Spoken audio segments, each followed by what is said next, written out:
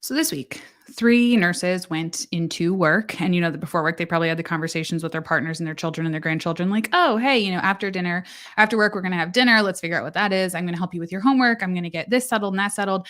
And they never got to do any of those things because they never got to come home because they were murdered while they were at work by patients or family members of patients. And all of the healthcare systems, well, it seems like all the healthcare systems are coming out and they're pretending they're really shocked by this, right? Like, oh my gosh, how can this happen? Oh my goodness, what is happening here?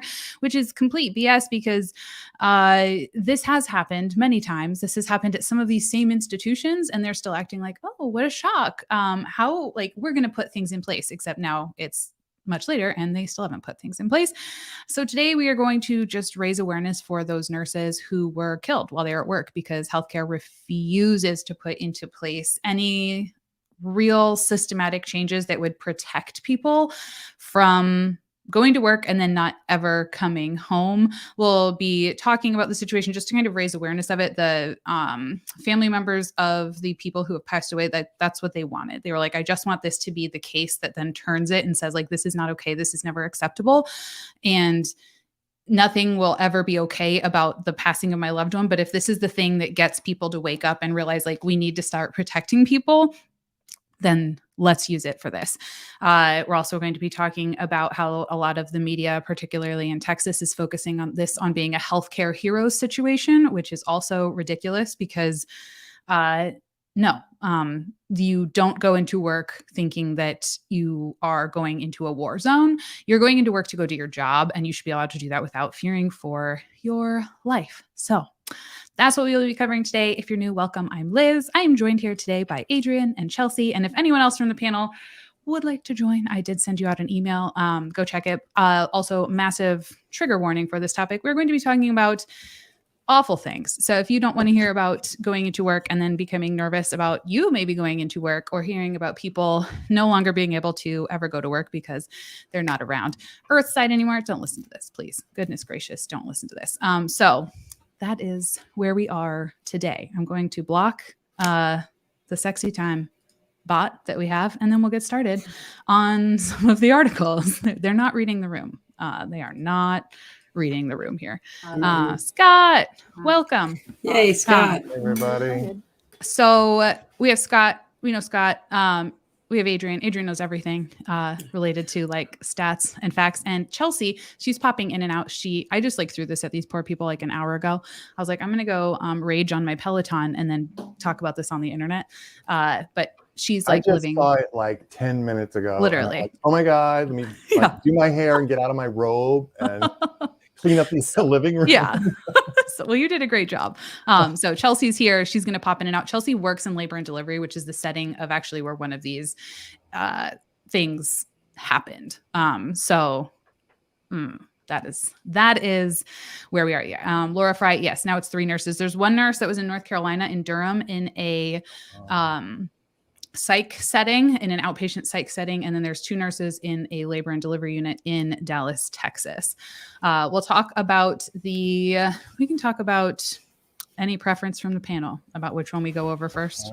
I didn't hear about that third one. The Durham one. Okay, let's do that one then. So this one is, let me see. And Mama Nurse says, I haven't heard about this. That's exactly why I wanted to talk about it, because I feel like it's all over TikTok and Instagram, and it floods our social media as healthcare people sometimes, but it doesn't get out beyond that. You know what I mean? And then it's literally this stupid cyclical thing where the hospitals are like, oh my goodness, how could this ever happen? It'll never happen again. We're going to change things. And every year it just happens again and again and again and again and again. Particularly the Texas hospital, literally their healthcare system. I was looking back in the news articles, and every year for like as long as back as I could look, this like Methodist, whatever health system in Texas has to put out a statement saying, we're so sorry. It hasn't usually ended in like end loss of life, but stabbings, they have something along those lines. So let us pull up the one from Durham. I have all sorts of links in the description if you want to look into the cases where I found them. The woman from Durham has a GoFundMe as well. She has 4 little kids. had like just started working at this psych facility. I mean, this whole thing is just like so sad. Let me see which one I want to pull up for the Durham one. I have like a bajillion leaves. And we're also going to talk about at the end what you can actually do, because there is a bill in the Senate right now that is like for workers' protection for people in healthcare. And I have the whole list of everyone in the Health and Safety Committee in the Senate, so that if you live in this state, I've linked it down below already. You can look at and see, is your senator on this committee? And if they are, please write them or email them or call them. And I was going to make like a file that you could like just download and write your name in. But I've talked with some people who said personal messages like work so much better when you're talking to your legislative people. So like just say why you think we need to pass something like this, whether that's you working in healthcare and you've experienced violence in the workplace, or you love someone who does, or you've just watched things like this and you're made aware of it. All of that is totally fine. And then you can just link to the thing that the bill lists, the bill that you would like to support, which is, I guess we can just talk about it right now on the top while we're here. It is this. It is the Healthcare Provider Safety Act of 2022. It is in the Senate. It has not been voted on yet. So that means they're kind of just, it's sitting in like I think I've seen somewhere that it's like in a committee. Either way, if they vote on it, it's in the health and safety like committee thing. And these are the people that will vote on it. So I have linked this down below. You can go and look at it. We won't read through it today. Basically it's saying we should be allowed to have metal detectors, and like like basic hospitals should be like forced to kind of require safety measures.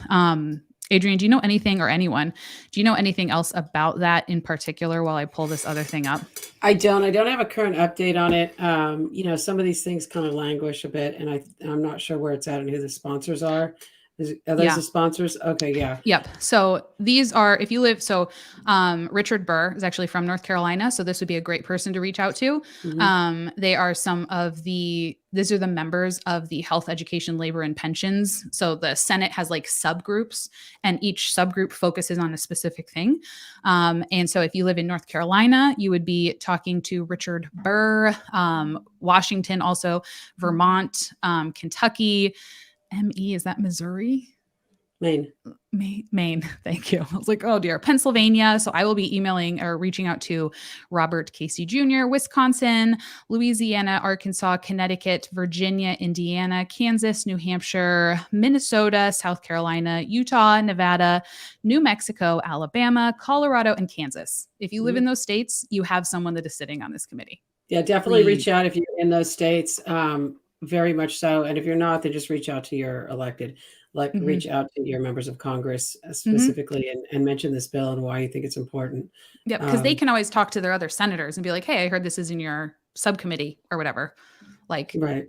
And here's a little just tidbit if people want to put a little fact in there.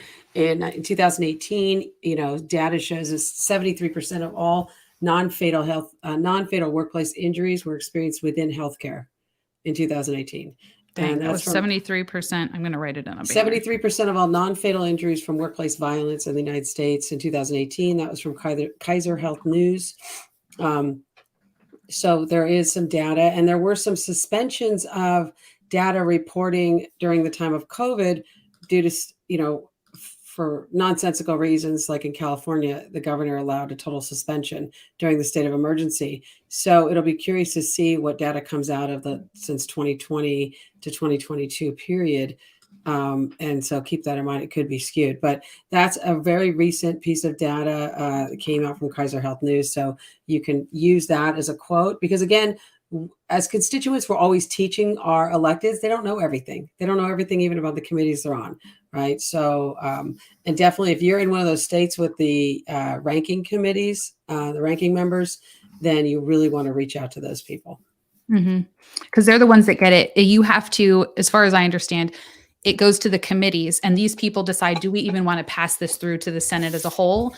And they will be the ones explaining it. And then like letting the whole Senate vote on it. But if these people kill it and they're like, no, this isn't even interesting, it will never even get there.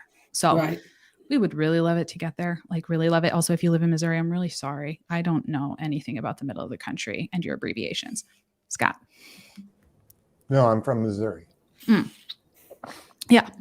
And Missouri, I mean, it made sense to me, but okay. There's several M states. It's easy to get them confused. I feel really bad for them. I've only ever lived on the coasts. I've lived in a lot of places. I guess Michigan's not the coast, but the outside, the periphery of the country. That is where I highly reside.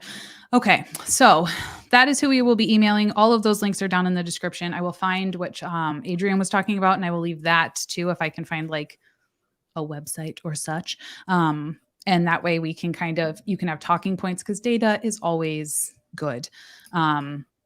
We appreciate data. So this is the first situation. So this happened in Durham, which is right near the capital of Raleigh. It's actually right around where I lived in this area, and that's where I practiced as a nurse practitioner for years. And she worked at June Onkundi was her name. She worked at Freedom House Recovery Center. This is a place, it has tons and tons of locations. I am aware of this place because I used to work in the area, and it is not well known for being like a safe place to work, at least from the word on the street when I lived there. Basically you can go there as it's like a behavioral health place. If you have addiction, you can go there. If you have severe mental health things, you can go there. I don't know. They have not released the exact details surrounding what actually happened, other than she was a nurse practitioner, a psychiatric nurse practitioner who worked at this location. She had only been working there 3 months. She was also a nurse at WakeMed, which is a huge hospital system in that area. And she was stabbed outside of the facility by a patient. I don't know if she was like chased outside or what the situation was. She has 4 kids under the age of 16. Coming in, maybe. Did they run outside because like she was nervous about something, but it was an active patient. It was like it seems like during the shift. So like, I don't know if like she was trying to go and get him. I don't know the situation around it. But wildly sad. So sad. Put herself through school, buying a home, getting married, raising family. Like the facility has refused to comment on what their safety protocols were. But like I said, I worked in the area and it was not known for being great. I knew several people who, stopped working there because it was scary. June died from circumstances that could have been avoided, one by the system that let him. So this was kind of going into like this person that stabbed her had been in jail a lot. And had like come out of it. How does he get a weapon? That's my question. That would be my biggest question. Not like how did he get out of jail? Too. Like the other perpetrators have been in jail quite a bit too. Yeah. But, why aren't we having like hardcore, like, especially at a psych facility, like, I don't know, search it like that all. And it's kind of like a two-sided thing, right? Because, and this gets into a whole different can of worms of, I have had a lot of patients who will not go to psych facilities because even though they desperately need to, because they feel like they lose a lot of their dignity by having like full body searches. They're like, I'm not allowed to keep any of my belongings. And then on the flip side, it's like, well, that's because you don't want to go to work and then never get to come home. Like, because even though you wouldn't necessarily do that, you're not the only one that's there, which brings into just a whole different conversation about mental health and how it's treated in this country. Because I cannot tell you how many times I've had patients who refuse to go in and get any kind of treatment in an inpatient facility because they don't want to be treated like this. They're like, that's inhumane, that's blah, blah, blah. But that's kind of the situation of inpatient psych places, usually in the United States, at least, that aren't like wildly bougie and insanely expensive, is you're going to have everything taken away from you for the safety of the people that work there. Obviously that didn't happen here. So I will link her GoFundMe down below. I think it's just going towards, let me see, I have it. Do I have it pulled up? Yes. Different things for like helping her family. Obviously she has 4 young kids. It's one of the few tragic. It's horrifying, like absolutely horrifying. Paley stabbed while on duty by a patient. And I believe she was, is she Kenyan? Yeah. She had moved here from Kenya when she was like 9, I think. Right. She was a mentor wife, a mother. June would, make any gloomy day into a brighter one. Her voice and presence were magical to both staff and patients. The community has lost a great nurse. North Carolina Nurses Association President Mika Ingram released a statement about her death. Our prayers, and this is like what gets me crazy. Like all we ever say is like, oh, well, our thoughts and prayers are going to you. This happens again and again. Like clearly that's not doing anything. Like again and again. Mhm. I feel like we just talked about the thing that happened in Oklahoma where the people went in and shot up a facility. Like it's not rare, but we just keep thinking about and like praying for people. We're like, oh, thoughts and prayers to you. Let's go back and not change anything. And it just makes me so angry. She dedicated her life to helping others, and we should all be proud of her positive. We should be proud of her positive impact on vulnerable patients. Like, what kind of statement is that? The North Carolina Nurses Association is stupid. Like I've talked about them before, but like, what kind of statement is this? First of all, like we should let's not focus on the fact that this horrible thing happened. Let's just focus on the positive impact that they did have, because you're a hero. Her loss is shaken. But we know who these affiliates are of the ANA, right? The members, these are managers and nurse executives. And again, this is unfortunately in such bad taste to drive the PR machine of corporations versus the frontline workers who are putting literally their lives on the line, putting their lives at risk.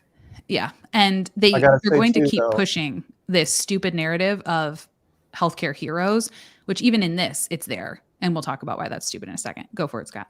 No, I was just saying on the other side, if they hadn't said anything about her, we'd say, why are they only focusing on the facility? Why don't they give some credit to the work that she's done? And so they have to say some of that. And I think giving them the benefit of the doubt, I mean, if it happened to me, I would want someone to say something good about me too. I'd also want them to fix the problem that killed me, but I think they could have come out with they're in the pocket of so many people. Like, right. I think they could have come out and said, look at how remarkable she was. Like, she's done all of it. She dedicated her life, blah, blah, blah. Instead of saying we should be proud of her or like something like, we are proud of her positive impact. And like, what a horrifying thing that our like the hospitals in North Carolina will not stand up to protect them. The statement that came out of, was it Methodist in Dallas, the other case?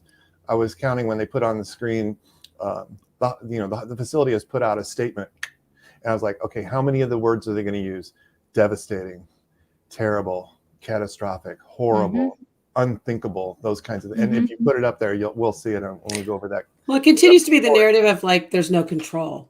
Right? Oh yeah. Like, something's devastating. How and could it's we terrible. Do this? Yeah. It lacks responsibility, and no ANA, and in fact, the ANA, no affiliate of any ANA is going to ever put any responsibility on the hospitals or have any kind of critical thinking kind of response. These are PR machines, and that's just a slap in the face. Another reason nobody should join them. Yeah. No, I hadn't thought of it that way. You're right, but they talk about it as if it were unpreventable. Right. So those are keywords that are just out of PR machines that are meant to put us in a state emotionally of an emotional state, not an analytical state. I mean, this is just marketing.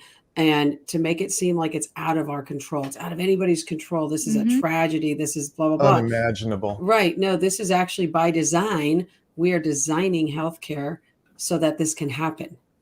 So if we approached it from the other angle, like if we didn't have, let's just say, the FBI building and courts didn't have metal detectors, what would they be designed to do?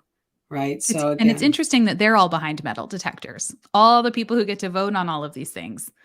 You can't walk into a courthouse, anything without a metal detector. Goodness gracious, trying to get into a Capitol building. Like they're interestingly behind metal detectors, but it's fine. We don't need to be behind them.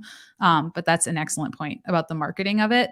And how they should really market it is, hey, this very statistically likely thing has happened once again due to the inaction of anyone in charge of anything, because we can just call you heroes and it no longer matters. And if you're looking at the chat right now, everyone's just like, the number of people who have also experienced things like violence in healthcare settings is just astonishing, but it's all out of our control.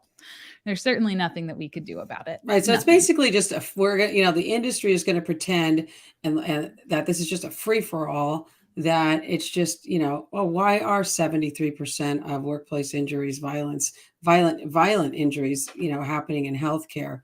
Why is that? Let's take a look at that. Let's analyze that. Because if that was happening in other industries, I mean, like construction, for example, I know a lot of people that work high up in construction. like they've really cleaned up. Yeah, there's still injuries, but they've really cleaned up their act, I mean, but we just allow healthcare just to be this free for all because you've got this marriage of like this codependent paradigm and pressing this workforce, a shortage, a continual just cutting of the race to the bottom on the budget, the cutting and slashing and insufficient security measures, cameras, whatever it may be. And I mean, this is an issue near and dear to me because I spent 2 years solid on a health, working on the safety and health committee for the hospital I worked at in our last contract and dealing specifically with the labor and delivery department and how vulnerable they were. And just, we were like, we need a camera. Can we get a camera back here? Right. Anything. So again, we need to, and I really hope everybody speaks up in the chat about their experiences and really, what they see would have been the difference. What would the difference have made at your hospital? Do you think if your CEO or the chief nurse executive had to endure that same risk, do you think things would change with the board of directors of your hospital? If they had to endure those same risks, would things have changed? Again, we as shareholders, anybody who has investments in healthcare, we also have to take a responsibility as shareholders and bark back up the chain.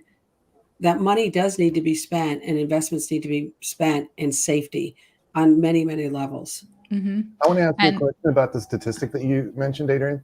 Mm-hmm. So it's 73% of violent workplace injuries. Is that what you said? Could you just say the statistic again? You're muted, I think. Or you're just moving your lips. Yeah, no. Sorry. let me pull this up because I have pages. I just wanted to make the distinction that it's that vast majority, that 73% of violent workplace injuries. 73% of totality of workplace violent injuries occur in healthcare. Okay, so violence. Not the like, let's say the brick fell on my head. Not workplace table. Injuries. No, right. That's a whole other statistic. Mm-hmm. So basically, if you work in healthcare, you are like at a very high double risk whammy of getting attacked, injured physically, and being injured on the job, which is really actually rare. There's not many positions and jobs. Like, for example, in manufacturing or even construction, it's unlikely you're going to be attacked by somebody randomly, right? You may be injured on the job, but, even like in a poultry plant, you could have a high rate of injury, but unlikely that somebody's going to come in the public. So when you mix the public in a job, where you've got a high rate of injury, poor controls, understaffing, the uncontrolled variable of the patients, right? This is not an assembly line, predictability. And then you've got an open door policy, these open door policies about visitation and then there's lack of security or not an investment in the human capital in the building. It's a recipe for disaster, which is what we're exactly experiencing. Well, that's what I was going to say. You've got a situation where there's the human factor, in the, like you say, in the manufacturing sphere, you don't have the public coming in and out. And not only do you have the public coming in and out of the hospital, these are often the best and worst days of their lives. Yep. It's if they're in, especially emergency, people were not expecting usually to come to us, and a lot of them don't want to be there, and some of them are violent when they get, or they have a family member that just died suddenly, and they're very upset, and they're throwing trash cans across the waiting room, and had that happen. So when we think, well, why does this happen? I think it's kind of easy to figure out why it happens in this place. That there's a reason that they make dramas on TV about medical scenarios, hospitals, because a lot of drama happens there. Emotions run high, the stakes are high, decisions have to be made. People have to deal with, stress, like acute stress. So that's a partial explanation. And it's also, I guess, then the reason why we need to do something about making it more secure. Now, I want to point out that the data on, I believe, now this could be state by state, and I don't know how the CDC and NIH gathers the data on a meta level. I put a link in there. But, if you are injured at work by a person, another human being versus, you slid on a slippery floor or something, that is still included in the data underneath the data of workplace injury, right? So, the 376 healthcare workers, I think it is, who were killed at work, it goes under that data. So it is reportable to OSHA. I know in California and federal OSHA. So again, if you have a death on the job or you have a hospital stay required, that I believe state by state and nationally is all that has to be reported. Very difficult to hide that kind of data. Missed days of work is another thing, can be very easy to hide because they put workers on light duty. They say, oh, go on light duty, for 2 months. And then that's that light duty. That's a whole other topic about light duty, but that's a way to skew the data for each hospital as far as missed days of work for injury. So again, there's two different sets of data, but then one goes underneath another. So when you're looking at it, that's helpful. What surprises me is when you talk about all occupations, 73%, so it's 73% of non-fatal violent injuries in the workplace. Mm-hmm. There's a lot of workplaces. Mm-hmm. Yeah. Police officers work in a workplace. I have a hard time believing that violence doesn't account for a lot of non-fatal injuries amongst law enforcement. Not really. I mean, you'd be surprised. I mean, it's not. Well, because when you look at the totality also, right, of policing, or a lot of police officers are not in the public. There's investigators. There's other types of staff in a police department, right? So the percentage of actual on the streets is very different. Plus, they're in a car. They've got a weapon. People are just not randomly sucker punching a police officer. Hopefully. Is this like the statistic? Is that like per capita, like per worker, or is that total number? Because there may be more nurses than police officers in the world, or vice versa. I don't really know. This is totality of numbers reported. So there are, So this is federal. This is federal data. 73% of all non-fatal injuries from workplace violence. And this was 2018. And again, there's some. I'm going to be very curious again about this data. So I put a link in the chat on the U.S. Bureau of Labor Statistics, the BLS, and they have this thing called the IIF, the Injury, Illness, Fatality Program. And there's all kinds of metadata in there. I mean, there's spreadsheets and everything. And when you go by the actual worker types of locations, it's really detailed. I mean, so even in manufacturing, there may be like 70 or something, like 50 subcategories. And you get into healthcare, there's actually healthcare medicine production is that's part of manufacturing. So working pharmaceutical company might actually be under manufacturing, not under healthcare per se. And I put a link also about, this was really interesting, I found about Texas. And I can talk about that when we talk about Texas, but some data about a law that was passed that mandated a survey of healthcare workers and violence. Yeah, I'll pull that up when we go over that. I was going to, Neuralia had asked, why can't they bring metal detectors? So one of it is financially, they don't want to pay for it. But the more overarching thing that we dealt with when I was in the hospital, that our hospital told us was it looks bad. Healthcare hospitals are a business, right? And so do you want to go to the hospital that puts metal detectors out because that implies that people are trying to get in there with weapons? Or do you want to be the one that's just like, oh no, you can come in, don't even worry about it. Obviously we're safe. And they literally told us that it wasn't worth it for them because of how their image would change, that they did not want to look like something was wrong. So they were not going to put them in. Even though we literally, we had constant issues with active shooters or people who were stabbing people in the building. But it would look bad and it would be bad for the bottom line and people might not want to go to that hospital. And I have a feeling that would be more of the driving factor. We were talking about a strike recently and I don't remember, a talking point that must have been being put out there because I had a million comments on the video that said, if you want them so bad, instead of asking for more money and a raise, nurses, you should pay for the metal detectors yourself. So that's the vibe. They say it's money. I'm almost positive that it is, in fact, that it looks bad. And would imply that they maybe don't have all the control where they need it. And it's a hassle, Well, when did we hear that, right? We heard that about COVID. Oh, don't wear a mask. It'll scare the public, right? Because there's so much about public image going on that it's crazy. It's like some kind of madness. If they sold it the right way, if they have all this PR, the PR machine, as you were talking about, to control their public image, why not talk about, in their commercials, it's like, we care for everyone from birth to old age, everyone. And we have metal detectors. We have a very safe facility. I mean, they could spin that with the Well, public. especially, well, to here's say, the when you thing. walk in our hospital through that metal detector, you know you're safe, not only with the medical side, but to say, I mean, they could do something with it. PR. Right. But here's the reality, right? So you've got 3 points of entry in a hospital. You've got the ER, you've got surgery, emergency and elected surgery, and then you've got OB, right? And direct admits, kind of a fourth one, but that's kind of gone out the wayside now that there's hospitalist groups, because hospitals didn't really like direct admits because it took control away from them and their bed control. So when you see these hospitals trying to court the public about labor and delivery and OB suites, for example, or long-term care, maybe memory care suites like rehabs. The hospital I worked at had a very well-known rehab program in the state of California.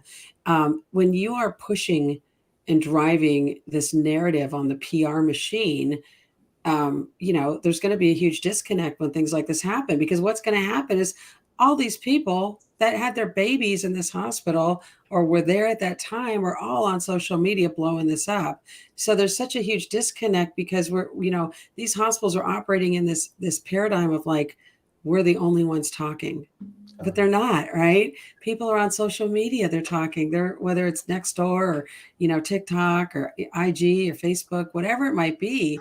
People, I no doubt that, are like, oh my God, you won't believe what happened, or XYZ. So these PR machines, are they really even effective? That is healthcare dollars too. That's our Medicare money. That is our these are our tax dollars going to pay for these ads too, as well, this marketing machine. So keep that in mind.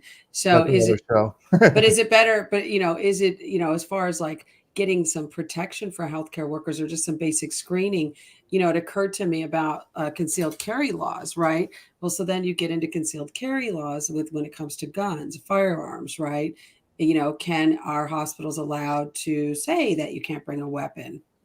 I know in Missouri, when I was there are stickers on every entrance that said no weapons. Now, there wasn't necessarily a metal detector, but and I'm not sure what the gun laws in Missouri are. I'm sure they're very liberal. I mean, very, gun friendly. But I know I have seen that. I'm like, no weapons allowed. Are there a lot of people bringing weapons in here? I mean, I'm sure. I guess I was one of those people. I'm like, why do they have the sign, no weapons allowed? I'm sure. I wouldn't have even thought about that. But yeah, I was recently visiting a friend in downtown Philadelphia, and at Penn, literally, like, you had to sign in and they took you had to hand over your ID, but they did nothing else. I was like, oh, I'm walking in off of the streets of Philadelphia. Like, they're going to do something. No, they were like, oh, okay, great. Let me see your ID. All right, walk right on in. I had a huge bag. Like, I was in a jacket. Looked like a terrorist. Yeah, like literally, I was like, this is nurse terrorist. This is not safe. We're not, and there's not, there's various policies. There's assumptions made about searching people's bags in the ER, and that doesn't always happen. We very commonly on the floor, when somebody was admitted, found a weapon in somebody's belongings. I mean, for us, we were like, we don't care what the policy is. If we have any idea or hint, I mean, sorry, public, but this is about safety. And, I actually worked in a hospital that was, met two different gang territories, and there was a truce made when the hospital was built that was honored the entire time. We never had any gang anything happen in our hospital. It was always something just some rando, or it was something maybe internally fueled. But again, our mental health issues fueled. But again, you cannot just keep crippling healthcare workers' rights to actually keep themselves safe, right? And in some states, you're allowed to have concealed carry as staff. I know a nurse who carries a gun in his ankle, right, in the ICU. Well, either way, it's like you're busy doing things. I could be putting a wound back on. I'm not going to have time to grab my gun, right? I mean, we're not at the ready, right? Regardless if we carry a weapon or not, which I would never do that myself. And even if they're not allowed, people do it. I can't tell you the number of times I've been in a room and in Michigan, where I worked inpatient, and they had a gun on their pocket. Like, they had a gun. That was like, they had one. Also, if you're a nurse in Detroit, almost all of them had guns. on their person. They showed up to my hospital then with them, and they were like, "You don't carry guns here," because they did not feel safe at their hospital. So even if it's illegal, it is happening because we don't have anything that would set off any alarm bells saying like, "Hey, maybe we should have a way to check this," but we don't do that because that would look bad. So there we go. And they like some ERs do have them, but most don't. Most don't. And the ones like most don't. And there's other ways to get into a hospital. All doors lead somewhere. And if you are there's many ways you can, if you wear scrubs in a hospital, that's usually what happened in our situations at my hospital was the people who came in who did not work there, they wore scrubs. And you can get anywhere in a hospital if you wear scrubs and you walk confidently. Oh, hold the door for me. Anyway. I mean, I can tell you as a former union organizer, that was my job.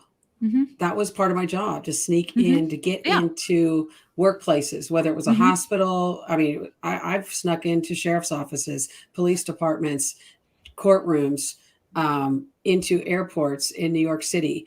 And I can tell you things are not as secure as you would imagine. It is so incredibly easy to get into a place, right? Into any building. It's not really that hard if you just put a little bit of effort. And oftentimes it would just be on the spot, like, oh, that person left the door open. Oh, somebody happens to casually mention that camera's out. Hold the door for me. Yeah. Right. Like, and I mean, I wasn't wearing scrubs. We weren't pretending. I wasn't pretending I was anybody. So I want to just clarify that. I wasn't wearing scrubs. I was wearing street clothes every single time. And this is very normal. They did this at our hospital all the time too, where they call them like intruder drills or like, can you steal the baby drills? Like where they would, take it and then cut off the wristband. And could you catch, they wouldn't tell you ahead of time. They would just tell you afterwards, like, by the way, no one responded to this. And our person is now standing outside across the street. Like they would have taken the baby. Like they never did anything about it, to be totally fair. We received no further training. Nothing changed in terms of safety measures, but they told us we were awful. Right. So yeah, code pink drills is what those are called. Okay. Texas. So awful. Please do check out that GoFundMe if you would like to. Horrible. All of this is just like astonishingly horrible. Well, it also comes down to the last conversation we had about talking about benefits and negotiations and what the hospitals offer, right? This is something that really we have to start thinking about, right? Because if you're a police officer, you're a firefighter, you're a public servant and you get killed in the line of duty, right? There is some greater benefit you have, some life insurance policies or some pension, in some cases, not all. And this is something that really needs to be talked about with the healthcare unions, healthcare workers, nurses, about what are we, like I'm coming to have a job. I'm not coming to get, attacked to the point where I no longer have a career or I'm maimed or God forbid I'm dead, right? So what is the assurances that my employer is making, not only to protect me, but to take care of my family, and who's paying for my funeral, who's paying for all of this, right? I mean, but but the hospital system, healthcare, if anybody's not in healthcare and watching this, they do not care. No. It is like next. Again, go ahead. No, I was just going to say, I guess we have to post another job opening. Basically. Bummer. Mm-hmm. Got to send flowers probably to the funeral home. Yeah. Rogan P said, I had a kid bring a switchblade into the hospital. He was there for 3 days before anyone realized. We made the parents take it home and they could not understand why they could not have it. Mm-hmm. Right. The other component here too is also grief counseling and having counseling services for the staff. Right. I mean, I had, my hospital experience, my unit experienced 2 nurses unaliving themselves in a very short period of time. And, it was really traumatic for all of us and the way it went down for both of these individuals and how, no, they were not unalived. They were both murdered. I apologize. They were both murdered by spouses. And, the grief counseling, it's all mediocre, right? I mean, it's a lot of lip service, but I mean, there is a net effect, right? And especially if somebody is injured like this at a hospital in your job, if I got to go to work the next day, I'm going to be giving some really serious thought when I say goodbye to my family or gosh, am I safe? You know, that's Or you're not the just state of mind. distracted. You're just Right. distracted on the job, right? Right. Because That's not the state of mind to go into if I'm going to have this part of my brain being in this hypervigilant state. Right. So, you know, there's that component as well, where we also see a huge deficit in healthcare. Mm-hmm. Yep. If like, and that's if they even ever come back. You know what I mean? Like that would be enough of an event for like me and my husband to have a serious conversation and be like, I don't know if we're ever doing that again. Like, you know, I Right. don't know if that's even worth it. You know, we could go and figure something else out. Because hospitals just don't care. So this is the statement for the Methodist health system regarding the incident that happened. A brief rundown of it, at least from my understanding, in labor and delivery, there was a baby and someone had come in and they were trying to like take the baby, as far as I know, or something happened and someone killed 2 nurses. They shot them. I heard a on nurse and an audiology tech. yeah, so they killed 2 people. As far as I heard on social, so I like this, that's like confirmed. In terms of the story, I heard the story of the baby's dad wanted to come in and take the baby. Maybe they weren't on the birth certificate or they weren't going to be involved. And then the people stepped in and like tried to protect them from being able to do that. The nurse was a grandma, like about to retire. And I don't know anything about the other person. I couldn't find anything. But either way, you don't deserve to die when you go to work. And it's equally horrifying. And eventually a police officer, they like called the police and they shot him. He survived. He's in jail, the person who did this. But yeah, that is horrifying. The message from the hospital. So they said, this was on October 22nd. At approximately 11 a.m., Methodist Health System Police, the Dallas Police Department, and the Dallas Fire Rescue responded to an active shooter call at Methodist Dallas Medical. The preliminary investigation determined a suspect shot and killed 2 hospital's employees. A Methodist Health System police officer arrived on the scene, confronted the suspect, and fired his weapon at the suspect, injuring him. The suspect was then detained, stabilized at another hospital. Active ongoing shooter investigation. The Methodist healthcare system family is heartbroken. First of all, family, you're not a family, you're a business. Like this is once again language to make you feel like connected in a way that's inappropriate. You know what I mean? You're not a family. You work there. Is heartbroken at the loss of 2 of our beloved team members. I doubt they were beloved like yesterday, but that's fine. Our entire organization is grieving this unimaginable tragedy. It's not unimaginable because it literally happens at your institution quite frequently. During this devastating time, we want to ensure our patients, physicians, and employees and community that the Methodist Dallas Medical Center is safe and there are no ongoing threats other than the fact that it is dangerous and, you know, baseline threats. Our prayers, of course, your prayers go out to them. With our prayers are with our lost coworkers and their families, as well as the entire Methodist family. We appreciate the community support during this difficult time. So they seem to be saying that it's like absolutely unimaginable, which is really shocking because very recently, here's one of the examples of the articles. No one died in this one, but this seems to really have caught them off guard. But just recently, last year, they posted that at this same health system, Methodist healthcare system, that things have been getting, people have been more and more agitated. Our staff has been cursed at, screamed at, threatened with bodily harm, and even had knives pulled on them. Chief says Jean McCurley, the chief nursing executive for Methodist healthcare system. But this event was apparently shocking, and they had no idea that it was coming.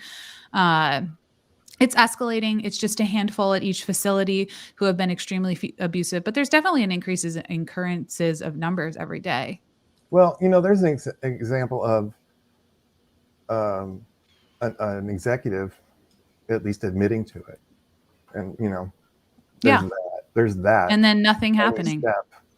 Yeah. And then a year later at their same healthcare system, 2 people got shot. So in that press release, they say, Allie said, you can't guarantee safety, and that is entirely true, but they could do, what we're saying is they could do more than they're doing. You could do a lot more. A lot. Go for it, Chelsea. in that press release, they made a big point of saying that the hospital is safe. Mm-hmm. And my question is what is different today Mm-hmm. than yesterday? Yep. Because you didn't say what changed. You didn't say we put this measure and this measure and this measure in place. You just said, don't worry. We're fine. We're safe. Mm-hmm. Well, the guy Lightning is rarely gone. strikes twice. It's fine. The guy is gone. He's the only one that was a threat, and he's gone. Mm-hmm. So we're safe. The one guy that could have hurt us is now gone. Yeah. No. Yeah. It is like, I can't even. Chelsea, is this something you see a lot in like labor and delivery? Yes. So, I mean, no, not this specific situation. Let me rephrase. No, but the number of times that we are put into just terribly unsafe situations because of the dynamics that are happening with the events that are occurring on our unit is astronomical. Like everything, basically anything that makes like domestic violence calls at homes dangerous, it's the same. We're just bringing it into the hospital, and now like emotions are even higher because people are having babies, and all of that same like background of family drama is coming in. Now we have like the added thing of now we as in the state could take your baby away because of X, Y, or Z thing that you have proven to be an unfit parent or not safe for the baby. And now they're upset about that too.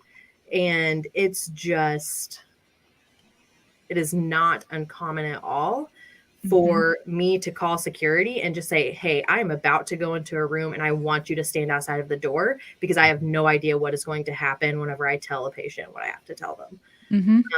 So no, it is not uncommon. It sounds like you should come down to the ER where it's safer. Yeah, I would agree, Chelsea, because I mean, in my work in the union and working in with many hospitals, OB departments, labor and delivery departments, there is something very unique about those dynamics that occur in the L&D department when you could have, you could have the baby, father not be who they think it is. You could have things erupt there. You could have multiple dads show up. You can have family dynamics, abusive dynamics. You could have, underage grandmas. Well, you could have, I mean, it was very, not uncommon at my hospital to have underage kids come in with no prenatal care, pregnant through a family member, right? This is very common. So again, a lot of family dynamics are happening, or drug abuse, right? So all those, I have such incredible respect for labor and delivery nurses because you deal with dynamics that really a lot of us in healthcare don't even understand or know about because we don't cross paths. And so you're at like a flashpoint in somebody's life, in several people's lives, right? A baby and the mom and other people involved. And I don't think the public just doesn't have any idea what kinds of things happen, plus just the trauma of childbirth going on and all the things that can happen during that alone, right? I mean, I did a rotation, so I went to nursing school in LA. One of the reasons that I completely eliminated pediatrics off of my list of ever doing was my pediatric rotation at LA County, which was a hospital where there's a sheriff's department in every substation in every LA County hospital, thank goodness. And, what we were told to do was to guard the children from their families coming back, to eliminate them from the possibility of being testifying or being used as witnesses or evidence in child abuse cases. And that's what we did for weeks. And, so again, those nurses, hats off to them. the things that they had to deal with, because that was my very first day of pediatric rotation was the LA Sheriff's Department guiding out about 20 family members who were threatening the nurses. I think one specific nurse saying, you're going to leave this building at some point. We're going to be waiting for you. We're going to be waiting outside. You got to leave this building at some point. And I'm sure that this was some issue of CPS. There was also a social work station in all county hospitals in LA. And, so those are realities that healthcare workers face that don't get talked about ever in nursing school. Like, here's the kind of things you might face, right? Again, I was like, great, I will take tele any day. Give me some older chronic ill people, no problem, but it's really the kind of stress and pressure that pediatric and OB and NICU nurses are under, I think is very much more prone to having violence occur. So I worked in peds, and we would have parents say that all the time, is I will find you when you leave this building, because either you were telling them like your child is not going home with you, or you may not return to this building. And you always walked out in a group. And most of the time, like they always would have to have, like in the pediatric parking lot, especially, they always had security there during shift change. But like, I didn't even think of it after a while that it was weird that we always left in a pack, but you left in a pack in case you ran into people. And I never would have even contemplated, like, even if I was running out to my car for something, you always waited until someone could come with you and escort you, because I was constantly I was like, oh yeah, there's going to be someone waiting for me out here. And there were always people. Like, I have seen people wait for us before. And then you realize like, oh, well, there's 15 of them. That's going to be like, huh. Right. Meanwhile, you've got to leave. You don't, how many, the hospital I worked at, we had 2 or 3 security max on at any given time at a square mile campus. Our labor and delivery department in NICU was at the other end of the hospital from ER. They had a different entrance that had no security. There was no camera, it turned out, in that parking lot. And they had quite a few issues happen. So, you could be waiting 30 minutes for security to come to escort you, or maybe they won't show up. But God forbid you call the police department, which, we just started doing. We were like, hey, call the police department. And it got so bad that the CEO really refuted the allegations of years and years of this happening. And so one day he went in the back in that parking lot, and because it was also being used as a parking lot for an apartment building, that was another issue, and kind of a party parking lot, all kinds of things being found on the ground. And, he thought, oh, he went up to some car and had some guys in it or something. And they ended up chasing him out of the parking lot. And from upstairs, we watched him running away, which I wish we had gotten on video, right? But again, it's like you're telling the experience that you're having, and then being treated and looked upon as if we're all compulsive liars. Like, you've just made up this fantastical story of years and years of this happened and this examples, and here's the security logs to back it up, and we're just going to decide we don't believe you because we don't like that reality, right? It's very inconvenient for our narrative. It is. It's inconvenient for the marketing narrative. What are we going to do about Lincoln? We're scaring the nursing students. He says, first semester nursing student me is now terrified. And we don't want to terrify you. I think we want to make you aware and empower you to, come together with other nurses and ask her what you want wherever you end up working, and including safety measures and demanding change. And that's always like the crappy thing. I always feel bad like talking about this stuff, because if you're in nursing school, it's terrifying. But then at the same time, I walked into it having no idea. And I walked into orientation, and one of the very first things that I was told, Misty, this reminded me of this, was like, bring pepper spray. In my orientation on my first nursing job, they were like, when you go into the parking lot, also, we just recommend when you're carrying your keys, carry them like this, so that you can stab someone if you run into them in the parking lot and they're following you because they're mad at you. And I was like, welcome to the hospital. No self-defense. But again, this goes back to, what are you going to be asking in that interview, right? When you're going out, look, we are a commodity. We have the power. There is a shortage, right, of nurses willing to go work in hospitals and facilities, mental health, all aspects of care, and other healthcare workers. So a good question to ask in that interview process, or in that email, even with the recruiter, is, can you explain to me what your security precautions are and where you have cameras on site? I'm looking at an overhead of your hospital. I see you've got, like in our case, we had a humongous parking lots around us. It was a square mile campus. So, you could be walking literally 1/8 of a mile to your car. Yeah. And so it's a good question to ask, what are the security measures? How many security officers do you have working at any given time? What are the night shift security officers? How many are there? Are there cameras? Where are your cameras located? Like, for example, in California, because of fire code, you cannot have cameras in stairwells. And we had a stairwell underneath the stairwell. I don't know what that's called, like the hallway under a Yeah. stairwell that actually went the entire width of our hospital that I didn't even know about. I thought I knew every corner of this hospital. I did not know about it because it went underneath the ER, and there was people living there because they would somehow get in right through the ER. They knew that they could run down the stairs down into the Gosh. basement. And then there was this deep, deep, deep, deep, deep hallway that was like, it just dead ended. It was just no man's land. And it was underneath the ER. And it was like a cave back there. So, I mean, people could hide out there. So again, understand that there can't be cameras everywhere because of fire laws, but those are important questions to ask in an interview.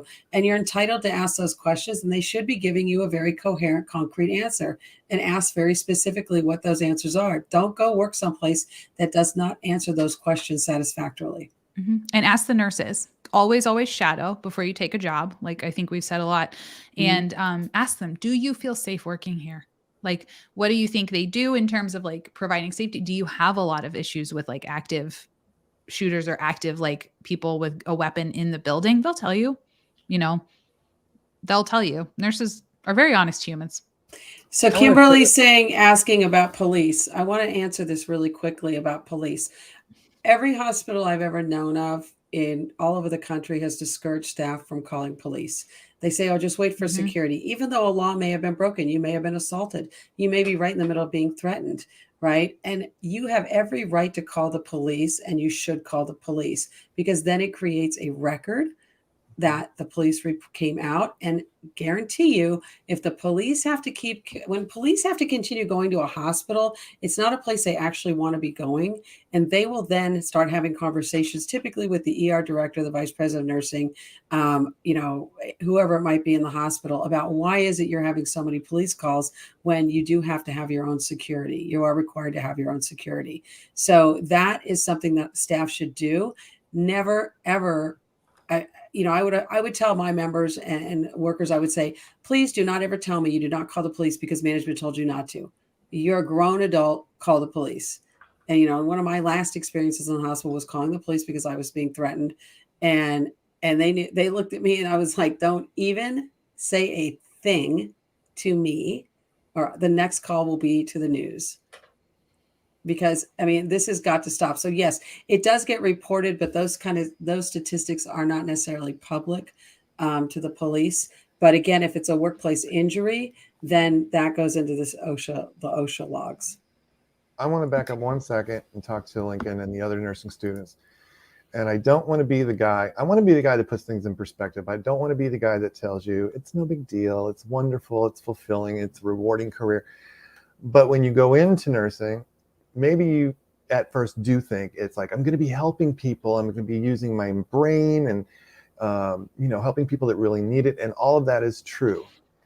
Now we're just telling you that aside from all the little old ladies that grab your hand and kiss it and say thank you, and all the good feelings that you have about challenging yourself and learning more and helping people, are these other issues of safety, of safe staffing, of conflict with coworkers and non-responsive management. There's all this other ugly stuff that goes with it. But as I've said before, nursing is life. You're going to have drama. You're going to have interpersonal conflict. You're going to have rewarding experiences, and you're going to have, times when you need to stick up for yourself. So study hard and learn this stuff so you can help your patients and feel good about that. And you will have lovely little experiences here and there, and you will have warm, fuzzy feelings. But these other issues also exist, and you can't turn your back to those. You need to make sure that you're working with the other nurses to try to improve the situation, because that's the only way it's going to get changed. Yep, and make a paper trail. I really liked Allie saying when you do advocate for change and do that, like just educating yourself on, like Scott said, and advocate for change, keep a record of it.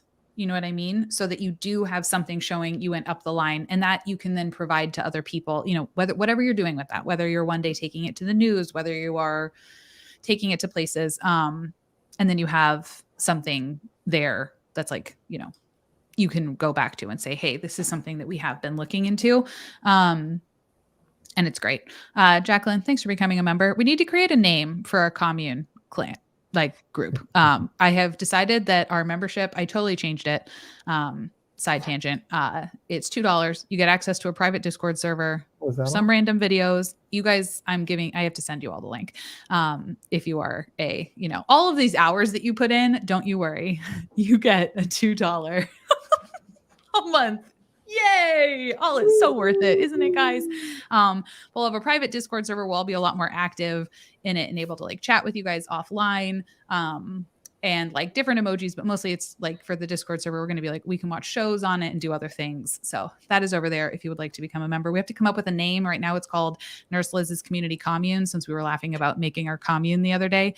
And there's different roles that you can have within the commune. But so that's what we have there. Thanks for becoming a member. Like a nurse utopia, like a nursetopia. Exactly. Nursetopia. That's There you go. We should just call it that. Thanks for joining Nursetopia. There you go.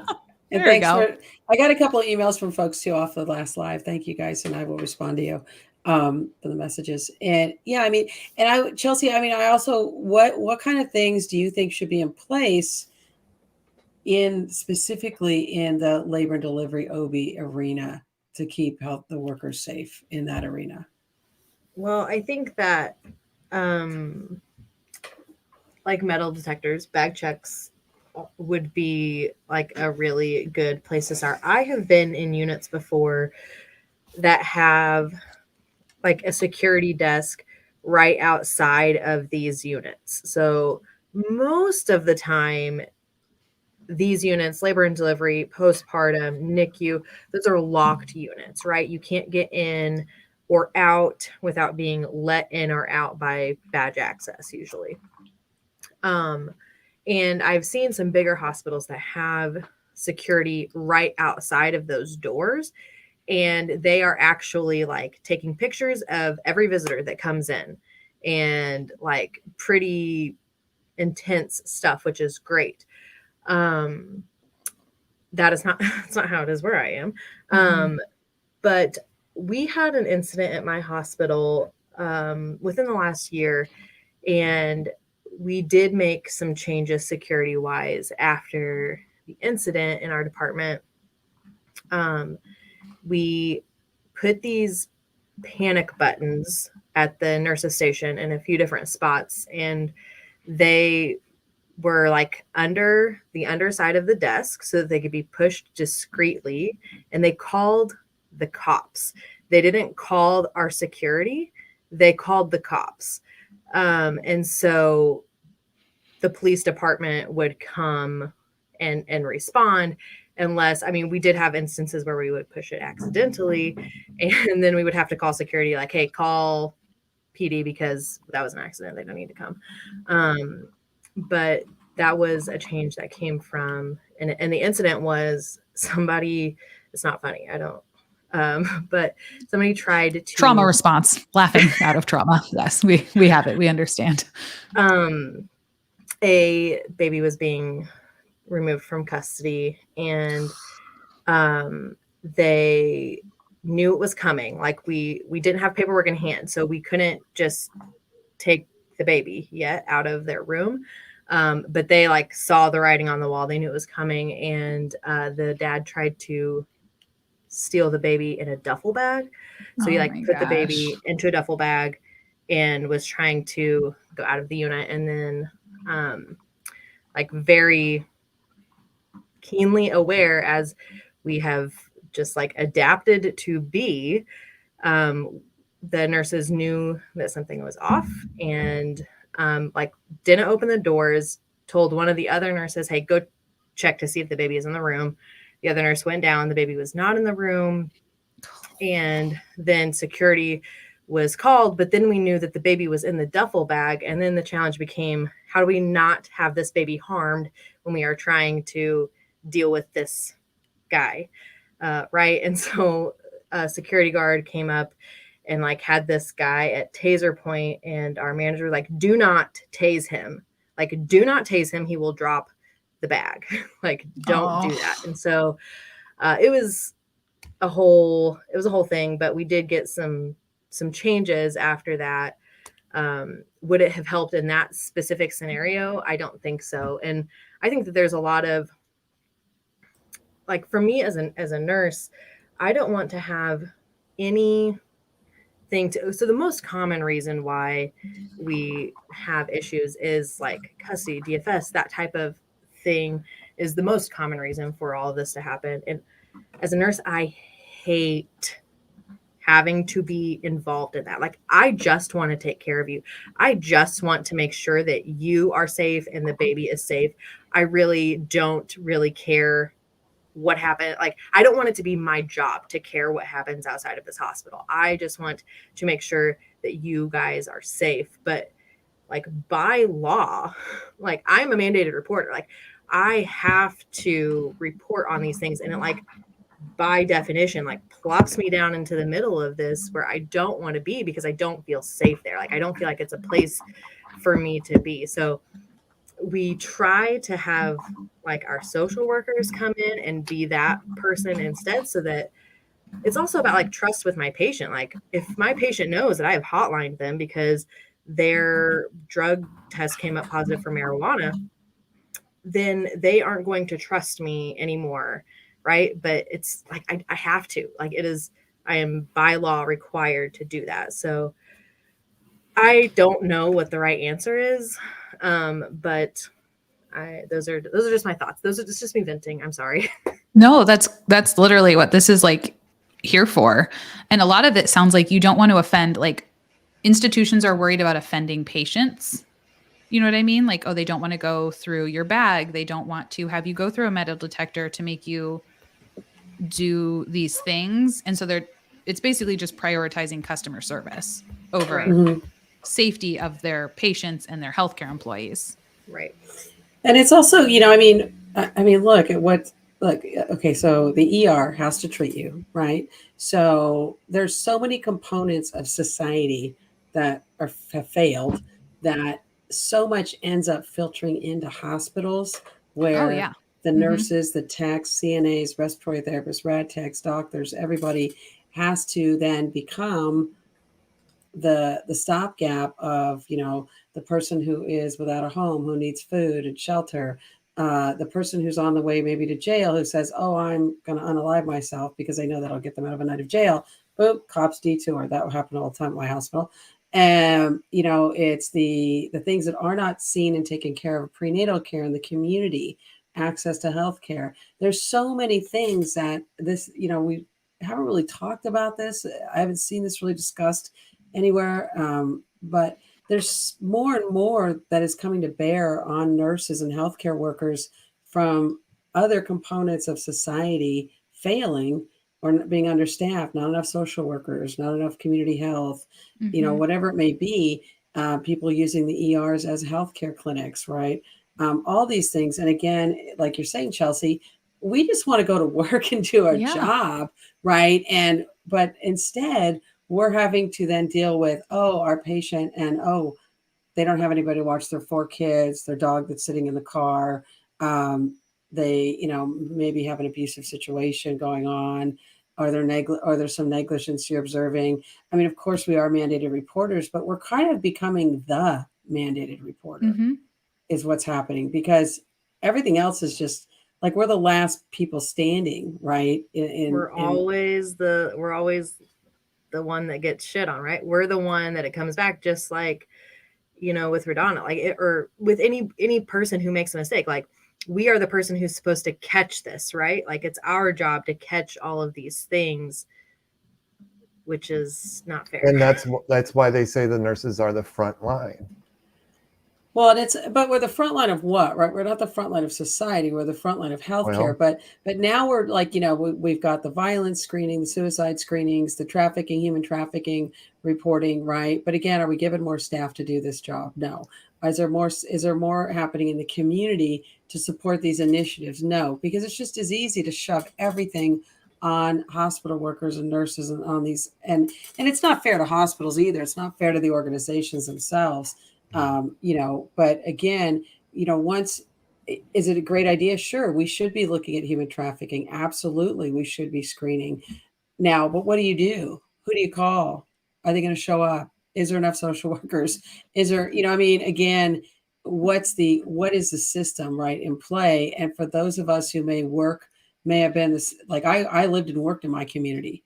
I saw my patients all the time. I could not literally go out shopping without seeing somebody I had taken care of, or a family member of somebody I took care of. So again, when you're that close in your community, you want to be held in an elevated manner and respected, but you don't want to be seen as like, oh, that's the person who reported me and I lost my kid and blah, blah, blah, or whatever may have happened, Mhm. right? That's not a good feeling to have if you're out in No. public. Well, it depends on what No. side of the issue you're on. That's like when the police respond to domestic violence. If you're the abuser, you're mad because you're being arrested. But if you're the person being abused, you're so glad they showed up. Mhm. Healthcare, the people, there's plenty of people that are like, oh, my nurse was so great when I had surgery. They couldn't do enough for me. They were really attentive. They made my family feel welcome. But then there's people on the other side who get reported because they're not a fit parent, or there's signs of abuse or something, and they're going to be Mhm. mad at the nurses. So it just depends on what side Well, of the no, issue. it is. But again, it's You're right, the nurse is absolutely the positive. Yeah, I go to Quiznos and there's my, patient's daughter making me a sandwich. Great. That's awesome. The negative is I'm out shopping and I'm in a parking lot at night and somebody who I may have reported on is out with their friends and, they come after me. Those are very different kind of, It scenarios just and goes to show results. you, at work, don't wear makeup, and when you go out, make yourself so they can recognize Make yourself you. Or pretty, go right? into But I mean, disguise, and work in disguise. I think, honestly, because where I grew up in South LA and my approach to treating people, I actually had people who would come to me in the community and run into me and say, hey, I know you were doing your job and I have respect for you, because they knew I was from South LA and how I would treat them and how I would talk to them. And I was always very upfront with my patients about everything I had to do. But again, in an OB situation, labor and delivery situation, NICU, when it comes to kids, that's a whole other thing, or psych facilities. Again, most violence against healthcare workers, the disproportionate amount does happen in psych facilities as well, inpatient, outpatient. There is an obligation for employers to keep employees safe. And this is why we need to get this, national healthcare worker safety law passed. Yep. Which is linked below in case you're just here now. Yeah, We so have all of please that info down below. take a look. And hello to J. Michael and Mr. Midwife. Thanks for Hi. joining our not awesome. I mean, it's a good conversation, but it's on a terrible topic. I did want to say that Allie Bear Don't Walk said school teachers and childcare workers have the same responsibility to report, and I imagine have the same situation where, one, they're the screeners of everything, so everything gets handed down on them. So like, you're not dealing with just educating this child, you're dealing with the family dynamics that maybe aren't functional, that they're not sleeping at home, that they're not getting the medical care or the support that they need. And now you also, so you're catching all of it, you're like the catch-all of all of it, and you're the one screening everything, and you're also living in that community, and then you have to go and see them, and they know, oh, you're the one that reported my child of abuse. You know what I mean? And the one group that's really part of this is law enforcement, and they're protected. You can't, they have those laws in place to protect them. And I mean, it's even hit close to me when we had a nurse at one of our psych places in Mississippi who was assaulted and killed at work. I mean, it happens all too frequently. Even more recently than that, when I was on travel assignment to New Orleans, I was warned that one of the travelers, the week before I got there, was assaulted. Luckily, I don't know, luckily is the right word, but the hospital that they were traveling to really did step up and ensure that the traveler was well taken care of, that any lost wages were addressed and everything. So, I mean, luckily, whereas normally, travel agencies won't deal with that stuff. So they were taken care of, but it should never have happened. Nope. I'm curious if there is, because I mean, have you guys ever seen in travel contracts language that you cannot call the police or that you cannot file criminal charges for anything that happens in your hospital? Because I know of a case of this. I don't know the agency. Let me step away for a second, and I'll go grab mine.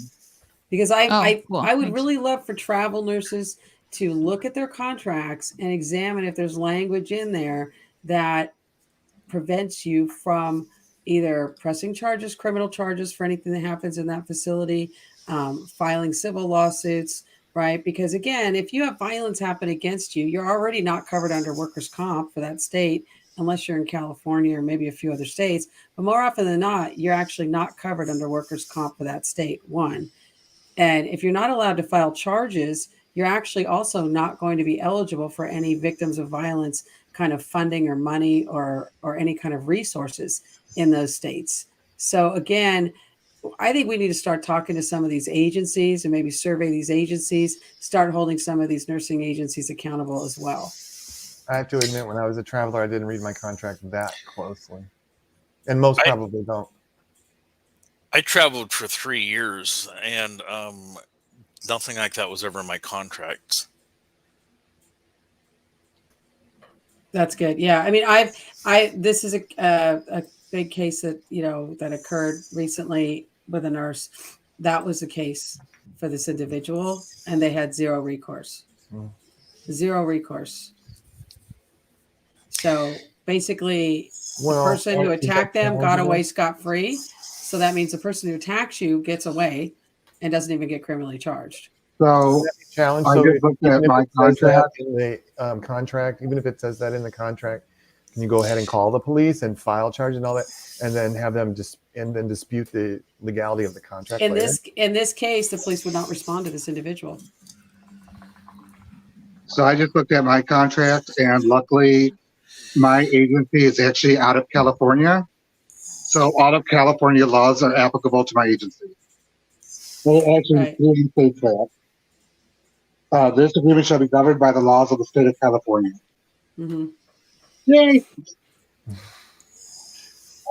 And you can't, and again, if typically like in California, you can't actually sign away your constitutional rights in the state of California. But unless you have a union contract, that's a different thing. I don't know about other types of contracts, but this is something that's worthwhile to look at in any kind of employment contract that you have. It could be part of a regular employment contract, and people don't even know about this. Mm-hmm. But, Adrian, you can put anything in a contract. Are those stipulations enforceable? Mm-hmm. That's what I was saying. Well, the hard part is it enforceable? So let's just say, like, I've got PTSD. I got the crap beat out of me in a hospital. I'm not from the state that's happened in. Most of my family's not in this state. Who's going to advocate for me if I can't get the police to file a charge or get the police to answer me? What are you going to do? I mean, it's all good if you've got go to the media and say, hey, I was attacked at work. I called the police. They wouldn't. You could do that. But actually, this person also had in their contract, they couldn't do that. So again, I mean, that seems like something is unenforceable. Well, again, I would say, I mean, having been gay bashed, having had PTSD, I can say, like, first and foremost on your mind after you've had the crap beat out of you is not like, oh, I'm going to go run to the press and I'm going to be doing all this advocacy for myself, right? We think of things very ideally, and we think, oh, we're so litigious and call a lawyer and do all this. That's not how the real world works, right? Money talks. If you have money, it works.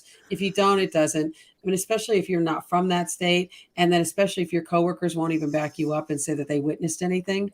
Mm-hmm. I think we know the case you're talking about. Yes. So again, there's a lot of things that people are not aware of that they need to be looking at the language of their contract, because I, as an individual, what am I going to do if this giant hospital sues me because I went to the press and revealed something, right? I'm going to just take a payout. I'm going to get a lawyer, hope for a payout. There's no way. And sign a non-disclosure agreement. The guy who beat me up is not going to go to jail. Nothing's going to change because now I've got a chokehold on me. Now, how much of that would be protected by professional liability insurance through NSO or private insurance? That would offer protection, at least through providing legal representation. Nothing. That's their protection is for licensure. That's not. They don't do anything criminal. There's nothing. First off, nothing criminal is covered. Charges towards a nurse under NSO or any liability insurance at all, nothing criminal. But going the other direction, unless you have maybe a legal shield and you're able to speak to a lawyer there who knows the state laws that you're in, or the legality of your contract and can advise you that way.